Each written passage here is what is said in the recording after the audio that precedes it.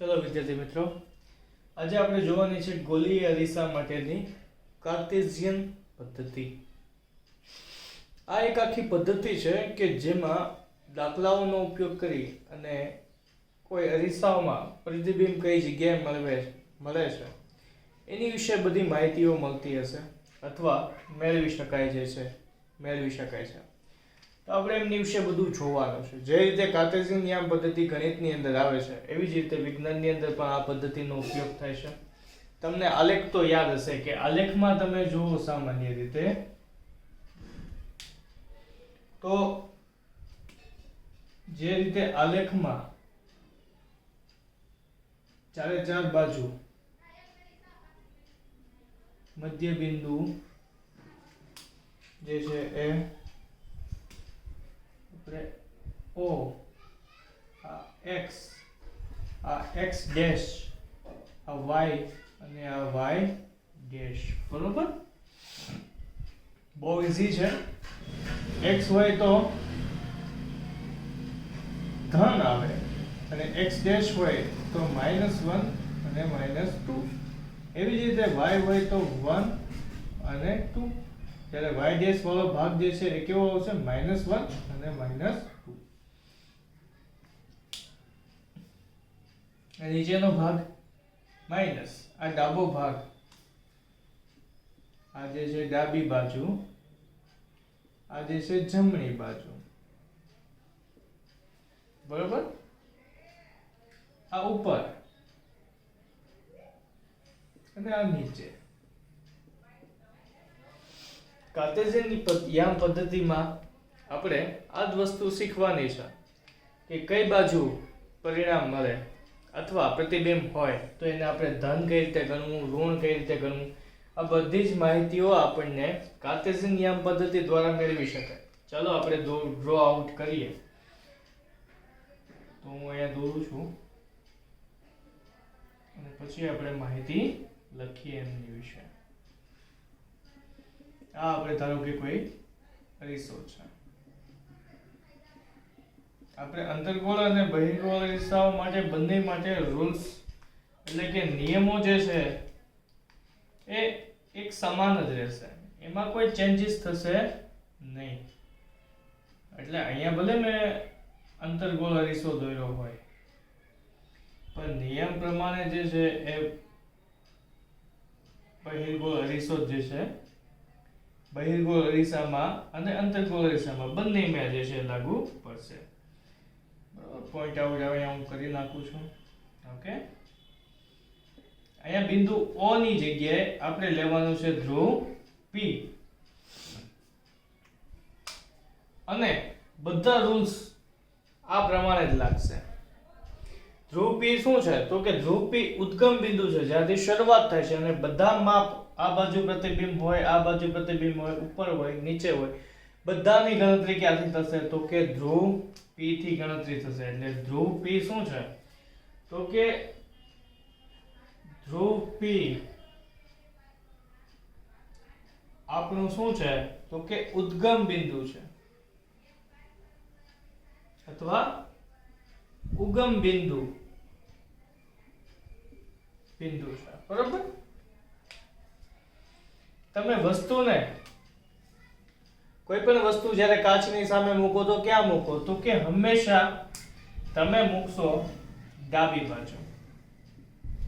આપણી આ ડાબી બાજુ, આ આપણી થઈ જમણી બાજુ, આ થઈ નીચેની બાજુ, આ થઈ આપણી ઉપરની બાજુ. બરોબર છે?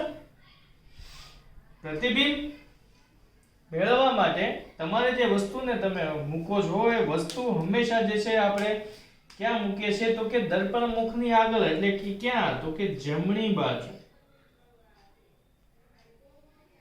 A અને P.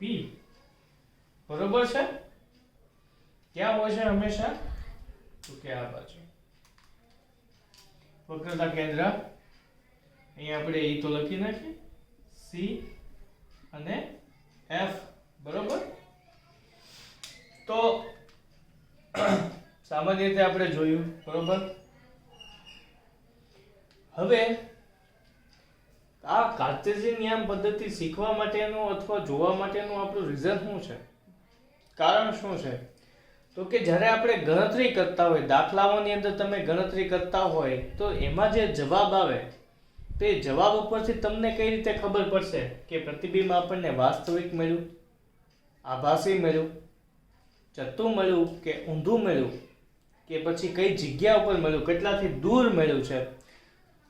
એ બધી વસ્તુઓ આ કાર્ટેશિયન નિયમ પદ્ધતિ ઉપરથી આપણને શીખવા મળે છે કે જે તમારે જે આન્સર જવાબ જે છે એ તમારે ધનમાં આવે કે માઇનસમાં આવે એની ઉપરથી જે છે એ બધી વસ્તુઓ જે છે એની ઉપરથી નક્કી થાય છે.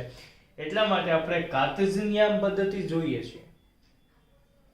હંમેશા જે છે એ આપણે જોઈએ તો બધી જ વસ્તુઓ ક્યાં મૂકવામાં આવે છે? તો કે ડાબી બાજુ મૂકવામાં આવે છે. એટલે કે વસ્તુ ક્યાં આપણે મૂકીએ છીએ? તો કે વસ્તુ અરીસાની કઈ બાજુ આવશે? ડાબી બાજુ મૂકવામાં આવે છે. પછીનો પોઈન્ટ આઉટ આપણે જોઈએ. દરેક માપ બધા જ અંતર ધ્રુવ P થી જે છે ગણવામાં આવશે. મુખ્ય કેન્દ્ર અથવા આપણું ઉદ્ગમ બિંદુ જે છે એનાથી જે છે ગણવામાં આવે છે. એટલે કે બધા જ અંતર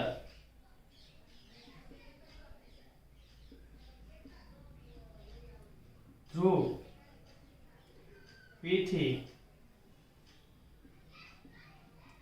ગણવામાં આવે છે. પ્રતિબિંબ ઉપરની સાઈડ મળે કે નીચેની બાજુ મળે, બરોબર છે? એ બધી જ વસ્તુઓ આપણે જોવામાં આવશે. સાથે સાથે એની પછીનો આપણે પોઈન્ટ આઉટ જોઈએ, બરોબર? જો પ્રતિબિંબ યાદ હોય તો સામાન્ય રીતે આપણને મોસ્ટ ઓફ બધા પ્રતિબિંબ બહિર્ગોળમાં તમને ક્યાં મળતા હતા? સામાન્ય રીતે ક્યાં મળતા હતા? તો કે એની નીચેની બાજુએ આપણને મળતો હતો ને, બરોબર? હવે આ રીતનું પ્રતિબિંબ મળે છે ઊંધી સાઈડ, બરોબર? અને કેવું મળે છે? ચત્તુ મળે છે, સોરી આભાસી મળે છે. તો જે આ પ્રતિબિંબ તમને નીચેની બાજુ મળ્યું છે, બરોબર છે? અને જો ડાબી બાજુ મળે, આ ડાબી બાજુ મળે તો હંમેશા પ્રતિબિંબ કેવું મળે આપણને? વાસ્તવિક અને ઉલટું. બધા જ પ્રતિબિંબ આપણને વાસ્તવિક અને ઉલટા મળતા હતા ને, જ્યારે ડાબી બાજુ આપણને પ્રતિબિંબ મળતા હતા પથડાય અને ડાબી બાજુ પ્રતિબિંબ રચાતા હતા. અને જ્યારે જમણી બાજુ પ્રતિબિંબ રચાશે ત્યારે હંમેશા આપણને કેવા મળશે? તો કે ચત્તા અને આભાસી. તો તમને ખબર કેમ પડે કે ભાઈ ડાબી બાજુ આપણને પ્રતિબિંબ મળ્યું છે અથવા જમણી બાજુ મળ્યું છે? તમને તો ઈ ખાલી આંકડા જ હશે, પણ ઈ જે આંકડાઓ છે એ પ્લસ અથવા માઈનસમાં હોય. જો માઈનસમાં આવે આન્સર તો પ્રતિબિંબ તમારું ડાબી બાજુ મળતું હશે, અને જો ધનમાં આવે, પોઝિટિવ આન્સર આવે આપણો, તો એ પ્રતિબિંબ ક્યાં રચાતું હશે? તો કે જમણી બાજુ રચાતું હશે, બરોબર? તો આપણે અહીંયા પોઈન્ટ આઉટ લખી શકીએ. સારામાં સારો આપણો પોઈન્ટ આઉટ જે છે એ મળ્યો છે આપણને. તો કે સામાન્ય રીતે ઉગમ બિંદુથી પ્રતિબિંબ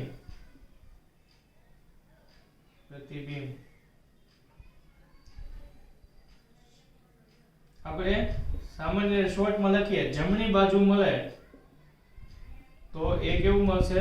ધન. ડાબી બાજુ મળે તો કેવું મળશે? ઋણ. બરોબર છે? કેવું મળે છે? ઋણ મળે છે. જો પ્રતિબિંબ P થી ડાબી બાજુ રચાશે એટલે આ બાજુના ભાગમાં રચાશે તો કેવું એનો આન્સર કેવો આવશે? દાખલાની અંદર એનો જવાબ આવશે ઋણ. અને જો પ્રતિબિંબ જમણી બાજુ રચાતું હશે તો એનો આન્સર આવશે પ્લસ. હવે બીજો વિચાર એ આવે કે આ પ્રતિબિંબ ચત્તુ છે કે ઉલટું. બરોબર, અહીંયા તમને બે પ્રતિબિંબ મળે ને, એક અહીંયા ઊંધું મળે છે અને બીજું આ બાજુ ચત્તું મળે છે. તો હવે એમાં તમને કેમ ખબર પડે કે આપણને આ જે પ્રતિબિંબ મળ્યું છે એ ચત્તું મળ્યું છે અને કા આપણું જે છે પ્રતિબિંબ આપણું ઉલટું મળ્યું છે? તો ઉપરની બાજુ જે છે એ હંમેશા કેવી લેવામાં આવે છે? ઉપરની બાજુ હંમેશા ધન લેવામાં આવે છે અને નીચેની બાજુ કેવી લેવામાં આવે છે? ઋણ લેવામાં આવે છે. ખાસ અહીંયા પણ એ લખી નાખું કે પ્રતિબિંબમાં જો આન્સર તમને ઉપર કેવું પ્લસ અને નીચે ની કિંમત કેવી લેવામાં આવે છે? ઋણ લેવામાં. હવે આ AB વસ્તુ છે એને આપણે h એની ઊંચાઈ h વડે દર્શાવીએ તો જે ઊંચાઈ આપણે લેવાની છે એ બધી ઈ ઊંચાઈ કેમાં લેશું? આપણે ઓલવેઝ ધનમાં લેશું ને, કેમ કે પ્રતિબિંબ ઉપરની બાજુ જ હોય અને ઓલવેઝ હંમેશા ઉપર જ હશે. ઈ કોઈ દી ઊંધું નહીં હોય કે આપણે વસ્તુ કોઈ દી ઊંધી ન મૂકે. એટલે હંમેશા ઊંચાઈ જે છે એ હંમેશા કેવી લેવામાં આવે છે? ધન લેવામાં આવે છે. હવે h ડેશ એટલે કે પ્રતિબિંબની ઊંચાઈ જે મળે છે એ કે ડાબી બાજુ મળે છે કે જમણી બાજુ મળે છે, ઉપર મળે છે કે નીચે મળે છે, એની ઉપર ડિપેન્ડન્સી હોય છે કે ધન હોય છે, ઋણ હોય છે કે કોઈ હોય છે. એટલે તમને ઘણીવાર એવું પૂછશે કે સામાન્ય રીતે કે પ્રતિબિંબની ઊંચાઈ જણાવો અથવા પ્રતિબિંબનો પ્રકાર કેવો પડશે, તો એ તમને જો ઋણ મળે, જો આ બાજુની સાઈડમાં નીચે મળશે તમને h ડેશ તો એનો આન્સર કેવો આવશે? ઋણ. અને જો પ્રતિબિંબ આ બાજુની સાઈડમાં તમને મળશે તો એનો h ડેશ એનો જે આન્સર આવશે એ કેવો આવશે? પ્લસ આવશે. એનો જવાબ જે છે ધન આવશે. એટલે તમને ખબર પડી જશે કે ડાબી બાજુ રચાણું છે અને પ્રતિબિંબ કેવું છે? ચત્તુ છે. અને અહીંયા જો ઋણ આન્સર આવ્યો તો એનો મતલબ શું થયો કે પ્રતિબિંબ ઉલટું છે અને કેવું છે? ડાબી બાજુ રચાયેલું. બરોબર, કોઈ પણ એક કિંમત તો તમને શોધવાની કીધી હશે એ જ્યારે આપણે દાખલાઓ ગણશું ત્યારે એનો ઉપયોગ કરવાનો છે. સાથે સાથે યાદ રાખજો કે દાખલાઓમાં જે તમે કિંમત લ્યો છો એ બધી જ કિંમતો આ પ્રમાણે જ લેવાની રહેશે કે ભાઈ તમને વસ્તુનું અંતર આપ્યું છે h તો એ હંમેશા ધન જ લેવું પડે છે. બરોબર છે? એ રીતે આપણે ધીમે ધીમે બધા મુખ્ય કેન્દ્ર લંબાઈ, વક્રતા ત્રિજ્યા એ બધી જ વિશે આપણે હમણાં માહિતી મેળવી એક કોષ્ટક દ્વારા. ચાલો જોઈએ તો વધારે ઇન્ફોર્મેશન્સ આપણે લઈ લઈએ આમની વિશે કે આપણે જે ઉપયોગ કરવાના છે સામાન્ય રીતે દાખલાઓની અંદર જેમના એ છે પેલું કેન્દ્ર લંબાઈ. કેન્દ્ર લંબાઈ. બીજું વક્રતા ત્રિજ્યા.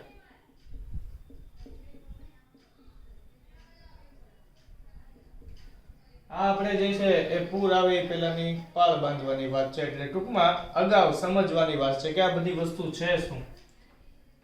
વસ્તુ અંતર, એની પછી આવે પ્રતિબિંબ અંતર, એની પછીનો પોઈન્ટ આઉટ આવે વસ્તુની ઊંચાઈ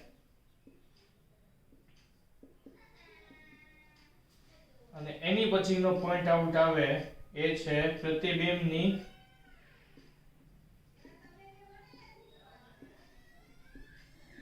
ઊંચાઈ. ઓકે, આપણે આમાં વાત કરશું અંતર્ગોળ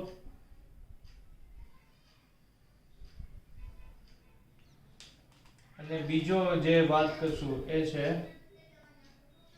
બહિર્ગોળ. ઓકે, ચાલો. એમની વિશે બધું સમજતા જઈએ અને એ શું કહેવાય છે એમની વિશે આપણે પણ વાત કરતા જઈએ અને મેળવતા જઈએ. સામાન્ય રીતે પહેલું કેન્દ્ર લંબાઈ. કેન્દ્ર લંબાઈ એટલે શું?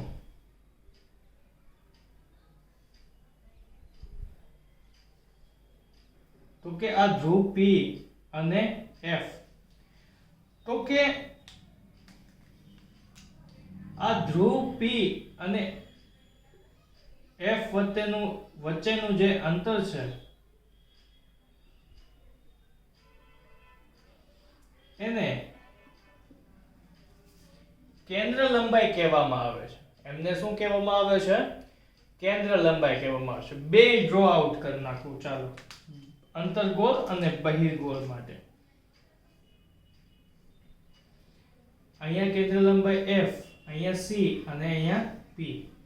તો અહીંયા હું તમને બતાવું તો અહીંયા આપણી કેન્દ્ર લંબાઈ શું થશે? P થી F. એને પણ શું કહેવામાં આવે છે? Small f. તમને કેન્દ્ર લંબાઈ આપી હોય તો સૌથી પહેલા જોવાનું કે તમારી પાસે અરીસો કયો છે, અંતર્ગોળ છે કે બહિર્ગોળ છે.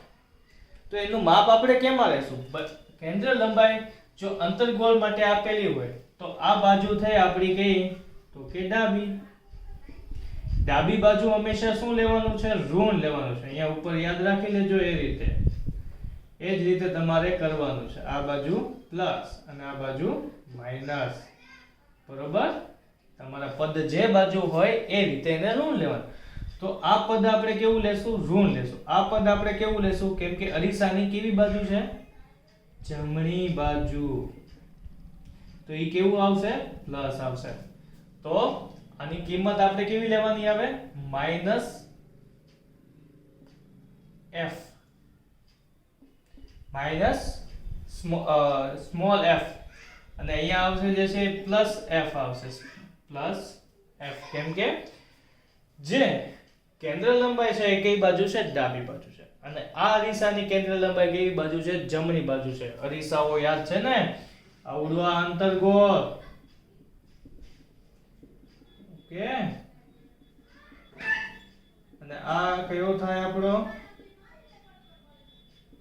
બહિર્ગોળ. ઓકે. પછી છે આપણી વક્રતા ત્રિજ્યા. વક્રતા ત્રિજ્યા એટલે શું? તો કે વક્રતા ત્રિજ્યા એટલે સામાન્ય P થી લઈને F સુધીનું અંતર, સોરી P થી લઈને C સુધીનું અંતરને વક્રતા ત્રિજ્યા કેપિટલ R કહેવામાં આવે છે. અહીંયા પણ તમે જોઈ શકો P થી લઈને C સુધી કેપિટલ R, જેને શું કહેવામાં આવે છે? વક્રતા ત્રિજ્યા. તો વક્રતા ત્રિજ્યામાં પણ એવું જ થશે. આ કઈ બાજુ મળે છે? આ કઈ બાજુ મળે છે? ડાબી બાજુ. તો વક્રતા ત્રિજ્યા જે છે એ કેવી હોય? માઈનસ લેવામાં આવે. જ્યારે આ કાચની ઓલી બાજુ જમણી બાજુ મળે તો એ કેવું લેવામાં આવે? Plus r. વસ્તુ અંતર બંનેમાં કઈ બાજુ રાખવામાં આવે? બંનેમાં વસ્તુ અંતર જે છે તમે જુઓ A અને B.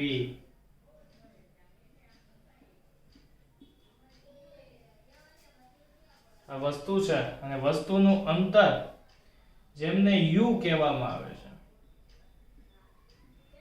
શું કહેવામાં આવે છે? બે જ મિનિટ, હવે હું વ્યવસ્થિત ડ્રો આઉટ કરી લઉં.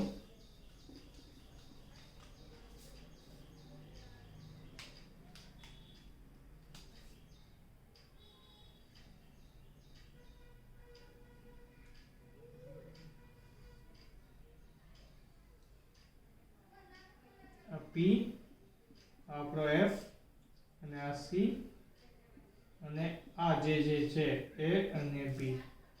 આ આપણી શું છે? વસ્તુ છે. બરોબર?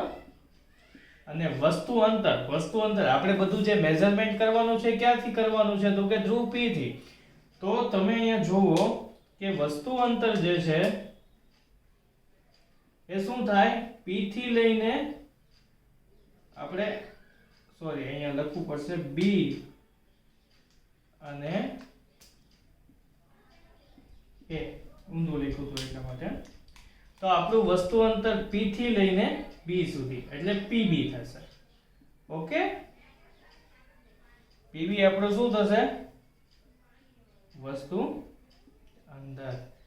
એ જ રીતે આ કેસમાં પણ તમારે વસ્તુ અંતર એ જ થશે સામાન્ય રીતે B થી P સુધીનું, બરોબર. અને વસ્તુ અંતરને U વડે ઓળખવામાં આવે છે. શેની વડે ઓળખવામાં આવે છે? U. વસ્તુ ઓલવેઝ હંમેશા ડાબી બાજુ હશે એટલે તમારે વસ્તુ અંતરની કિંમત હંમેશા કેમાં લેવાની છે? માઈનસ ની અંદર લેવાની છે. વસ્તુનું અંતર તમને આપેલું હોય તો એને હંમેશા તમે કેમાં લખશો? તો કે લખશો માઈનસમાં, -u અને -u. પ્રતિબિંબ અંતર, પ્રતિબિંબ ક્યાં મળે છે એ તો તમને ખબર છે ને. આમાં બધા પ્રતિબિંબ જે છે કઈ બાજુ મળે છે? ડાબી બાજુ મળે છે. અને આમાં બધા પ્રતિબિંબ જમણી બાજુ, સિવાય એક. કયો? આમાં જે છે છેલ્લો પોર્શન છે F અને P વચ્ચે કોઈ વસ્તુ મૂકે ત્યારે એનું પ્રતિબિંબ ક્યાં મળે છે આપણને? પાછળની બાજુ. ઈ એક અપવાદ સિવાય જે છે બીજા બધા આ બાજુ મળે છે, બરોબર છે. તો આપણે અહીંયા લખી નાખીએ પ્રતિબિંબ કેવું મળે અહીંયા. હવે પ્રતિબિંબનું ઊંચાઈ અથવા પ્રતિબિંબ અંતર ને શું કહેવામાં આવે છે? તો કે પ્રતિબિંબ અંતરને, ધારો કે હું અહીંયા ગેસ કરું કે અહીંયા પ્રતિબિંબ મને મળ્યું, બરોબર, A અને B. તો P થી લઈને B સુધીનું અંતરને શું કહેવામાં આવે છે? V, જેને કહેવામાં આવે છે પ્રતિબિંબ અંતર, બરોબર. અહીંયા આપણે જોઈ લઈએ B ડેશ અને A ડેશ અહીંયા પણ આવશે, A ડેશ અને B ડેશ. તો P થી લઈને B ડેશ સુધીનું અંતર છે એને શું કહેવામાં આવે છે? વસ્તુ અંતર. V વડે ઓળખવામાં આવે છે, જે હંમેશા કેવું લેવામાં આવે છે? માઈનસમાં. ડાબી બાજુ આવશે તો એ માઈનસમાં આવશે અને બહિર્ગોળમાં જો ધન બાજુ આવશે તો આપણે એ લખી નાખીએ. ચાલો, આ પ્રતિબિંબ આપણને કેવું મળશે? -V અને આ +V. એક અપવાદ સિવાય, છેલ્લું જે પ્રતિબિંબ છે એ છેલ્લો અપવાદ સિવાય, બરોબર. વસ્તુ ઊંચાઈ A થી B સુધીનું જે અંતર હોય AB, બરોબર, એ આપણી વધશે વસ્તુની ઊંચાઈ. તો વસ્તુની હંમેશા બંને બાજુ કેવી હશે? પોઝિટિવ છે ને, ઉપરની તરફ, ઉપર તરફ હોય. આના આલેખના ઉપર 0 ની તરફ, ઉપરની તરફ હોય તો હંમેશા કેવું લેવાનું આવે? પ્લસ ની તરફ આવે, જેને શું કહેવામાં આવે છે? h. h એટલે ઊંચાઈ, બરોબર. બંને કેવા આવશે? ધન આવશે. અને પ્રતિબિંબ ઊંચાઈ લેવામાં આવે તો બંનેના પ્રતિબિંબ ક્યાં મળે છે એ આપણે ખાસ યાદ રાખવું પડે. તો કે અંતર્ગોળ અરીસામાં હંમેશા પ્રતિબિંબ નીચેની તરફ મળે છે અને જ્યારે બહિર્ગોળમાં પ્રતિબિંબ હંમેશા ઉપરની તરફ મળે છે. તો અહીંયા નીચેની તરફ મળે તો નીચે શું આવે? તો કે માઈનસ. અને ઉપરની તરફ આવે તો કેવું લખવું પડશે? પ્લસ, બરોબર. તો અંતર્ગોળ અરીસો હોય તેમાં પ્રતિબિંબ હંમેશા કેવા મળે? તો કે માઈનસમાં જ મળે, એટલે -h ડેશ. એ શું છે? પ્રતિબિંબની ઊંચાઈ. h ડેશ જે છે એ શું મળે છે? પ્રતિબિંબની ઊંચાઈ. અને વસ્તુ ઊંચાઈ શું કઈ ગણવામાં આવે છે? h, બરોબર. આને પણ જે છે એ આપણે કહી લેશું +h ડેશ. કેમાં? તો કે બહિર્ગોળમાં. તો સામાન્ય રીતે આપણે આ વસ્તુઓ જોઈએ. તો આ ખાસ આપણે કોષ્ટક યાદ રાખવા જેવું છે, ખૂબ જ મહત્વનું છે. દાખલાઓમાં આનો તમે ઉપયોગ ફરજિયાત કરવાનો છે કે તમે જે કિંમત લ્યો છો એ તમારે પ્લસમાં લેવાની છે કે માઈનસમાં લેવાની છે, એ આ કોષ્ટક ઉપરથી નક્કી કરવું પડશે તમારે. જો તમે એ રીતે કિંમતો ન લખો તો દાખલાનો જવાબ આવશે નહીં. અહીંયા પ્લસ અને માઈનસનું ખૂબ જ મહત્વ છે. જો તમે પ્લસ અને માઈનસ કરતા ભૂલી જશો તો તમારો દાખલાનો જવાબ ખોટો પડશે. અથવા તમને MCQ ની અંદર પણ પૂછી શકે કે પ્રતિબિંબ ઊંચાઈ માઈનસમાં આપી દીધી હોય તમને, બરોબર. સામાન્ય રીતે એમ કહી દીધું હોય કે ભાઈ પ્રતિબિંબ ઊંચાઈ -h ડેશ મળે છે, તો એ કાચ કયો હશે? સોરી એ અરીસો કયો હશે, અથવા કાચ પણ પૂછી શકે. તો એ અરીસો આપણે કહી શકીએ, સીધો તમે એમ કહી શકો કે એ અરીસો કયો છે, અંતર્ગોળ રહેશે, અંતર્ગોળ અરીસો છે. અને જો એમ કે પ્લસમાં મળે છે તો આપણે વિચાર કરવો પડે. શું કામ? કેમ કે અંતર્ગોળનો એક છેલ્લો જે પ્રતિબિંબ છે એ બાજુ ધન મળે છે આપણને. બરાબર? એટલે જેમ જેમ આપણે દાખલા ગણશું એમ એમ એની વિશે વધારે ચર્ચાઓ કરતા જશું અને સમજતા જશું. એટલે જેથી કરીને આ કોષ્ટક આપણે યાદ રાખવું ખૂબ જ જરૂરી છે. બરોબર છે?